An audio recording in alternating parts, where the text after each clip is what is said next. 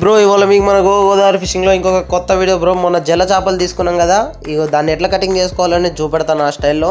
First ఈ ముళ్ళులు తీసుకోవాలి bro, ఎందుకంటే చాలా డేంజరస్ ముళ్ళులు ఇవి.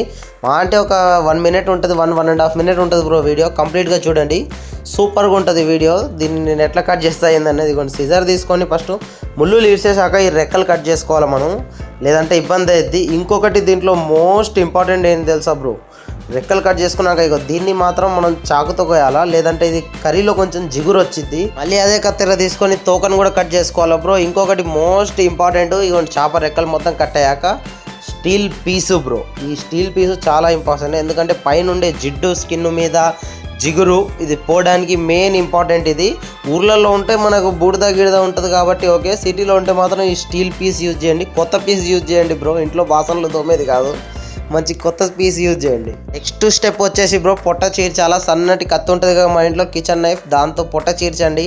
ఈ పేగులు గిట్లా అన్నీ తీసేసి దీన్ని మళ్ళీ ట్యాప్ ఆన్ చేసి సింక్లో ఆ ట్యాప్ కిందే పెట్టి క్లీన్ చేయండి. ఏమైనా ఒకవేళ పేగు తెగినా, ఒక చేదు గిట్లా ఏమైనా తెగినా వెళ్ళిపోద్ది. ఆ తర్వాత వచ్చేసి గిల్స్ బ్రో, గిల్స్ రిమూవ్ చేసుకోవాలి మెయిన్. ఈ గిల్స్లో కూడా ముళ్ళులు ఉంటాయి, జాగ్రత్తగా చేయండి. జల్లకి గిల్స్లో కూడా ముళ్ళులు ఉంటాయి. ఆ తర్వాత మనకు నచ్చినట్టు కర్రీ అయితే కర్రీకి, లేదా ఫ్రై అంటే ఫ్రైకి తగ్గట్టు పీసెస్ కొట్టుకోవాలి. చూడండి నేనైతే ప్రజెంట్ ఫ్రై సైజ్ కొడతానా, ఇట్లే కొట్టుకోవాలి నీట్గా. అంతవరకు సబ్స్క్రైబ్ చేసుకోండి బ్రో. మన గోదావరి ఫిషింగ్ మనకి ఇంకా చాలా వీడియోస్ వస్తున్నాయి. Fishing videos, Hyderabad videos, Charminar, ప్రతి ఒక్క వీడియో వస్తూనే ఉంటుంది బ్రో. ఇవైతే నేను ఇవాళ కట్ చేసుకున్న fish pieces bro. Subscribe Godavari fishing bro.